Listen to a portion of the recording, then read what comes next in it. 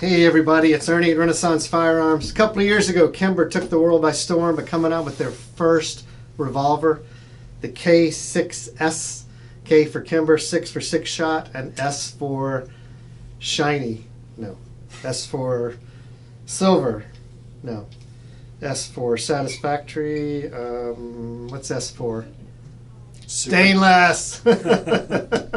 Stainless steel. The guns only come in stainless. They're a fantastic little gun. This is a 357. It's got, being all stainless, it's got a little bit of weight to it. We've sold a lot of 357 2-inch guns by another company, and a lot of them come back because they're 15-ounce guns, and guys shoot one cylinder and they're like, oh man, this is too hard. And I have to confess, I've shot a couple of those guns and they are not very fun to shoot. So this is a 6-shot revolver. A lot of the guns this size are 5-shot. Got a great cylinder release on the side. Just push into the gun like that. No pushing forward, pulling back. Really instinctive. Dovetail rear sight right here on the frame. It's just a trough sight and then a fiber optic dot at the front. Great little grips. Kind of what they call a boot grip. You can get larger grips if you want to. A lot of people say it's a little too small, but it's designed for putting in a pocket holster in your front pocket or on an ankle holster. So you kind of want a smaller grip there. But it's not like a gun you're going to take out and do tactical reloads, and you're not going to be thinking you're in a 12-round gunfight where you need to be reloading this thing. This is strictly a personal defense gun, up close and personal. That's not to say it's not an accurate gun. They're made to be very accurate as well. Some other cool things they did, I don't know if you can see, but the flats of the cylinder have been, or the cylinder's been flattened off on the side. They did it right in between where the holes are, so there's no loss of strength there. But what it allows it to do is to be just a little bit thinner in the pocket. So this gun would probably be another 1/4 of an inch wide if you hadn't done that. Very innovative. First company I've seen to do that. We've been making revolvers for 175 years, so leave it to Kimber to figure out how to do this. Pinned front sights if you need to change that. Like I say, there's not a lot that can go wrong with this gun. It is double action only. There's no exposed hammer. The hammer's internal.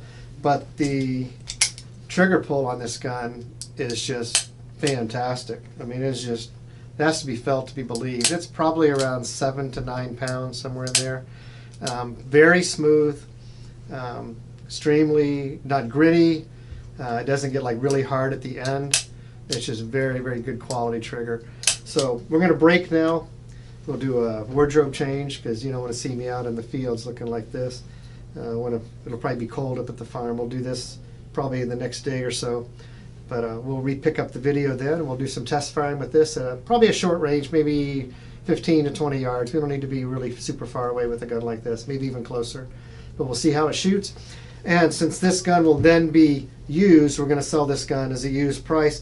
This is their deluxe model. It's got the rosewood grip, a little bit nicer polish. Their guns normally sell for $800 and change. This one was $999. We're going to sell this at 20% off.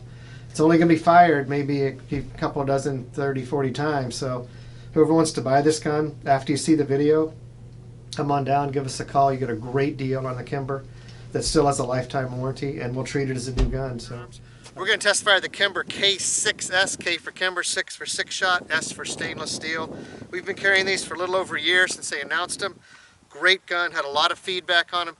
I've yet to shoot one, so we're going to shoot one today, see how it shoots. And then this gun here is a brand new gun. We're going to sell this as a used gun in the shop for $800 right now. It's $999.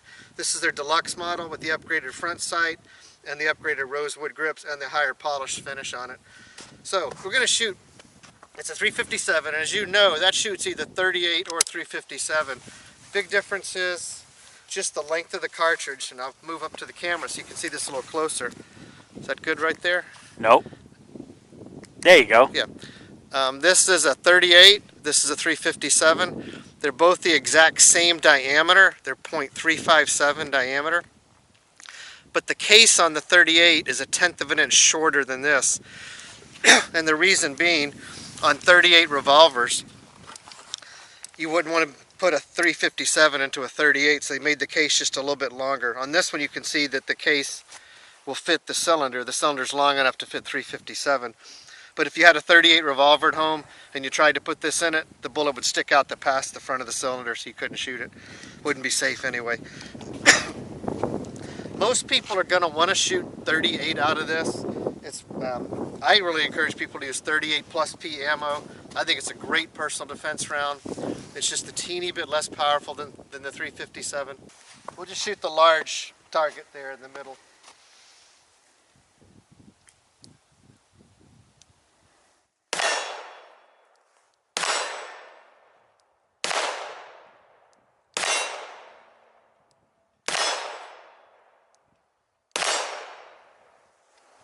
I like it.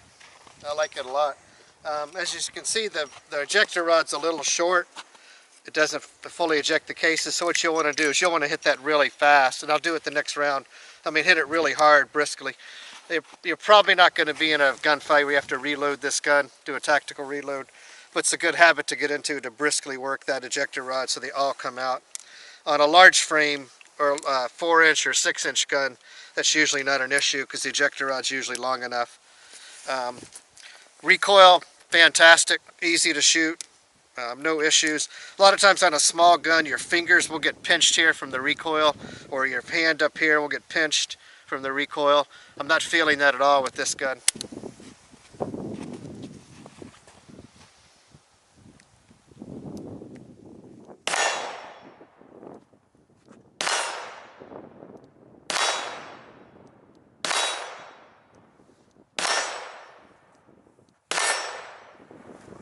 Yeah, I'm liking it.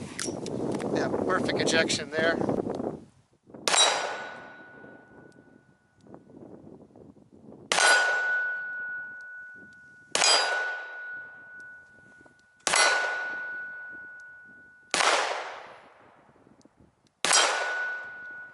Very happy with that so far. Very easy to shoot so far. We'll try some 357. This will have a lot more bark, a lot louder. Should have more recoil. If it was dark, you'd see a lot more flame coming out the front.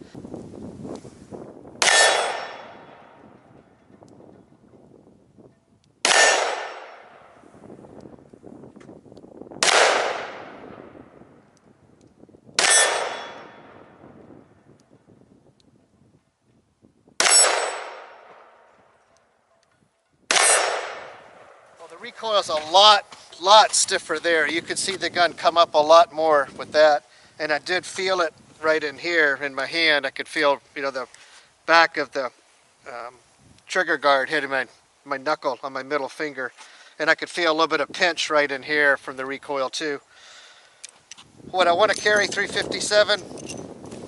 Personally, I probably wouldn't. I'd probably just carry 38 plus P. I think it's an adequate round for personal defense. If you feel you need 357, I mean, it's documented to be one of the most effective man stoppers. The police departments of the 40s, 50s, 60s, 70s used that up until the 80s when semi-autos started to take over. But it is probably the most shootable 2-inch 357 I've ever shot. I've shot a lot of them, but this is probably the most shootable. If I was going to shoot a lot of 357, I would probably get Pockmeyer rubber grips or Hogue rubber grips that are a little bit larger, allow you to get a little bit more of a grip, because like you can see here, my little finger is off of the gun just a little bit. But again, it's a very shootable 357. And it's a very high quality gun. It's a gun that's not going to tear apart. So come on down, see us, check it out. We have these. We have the less expensive ones as well, the ones that sell for $800. I think it's a great gun. Have a great day.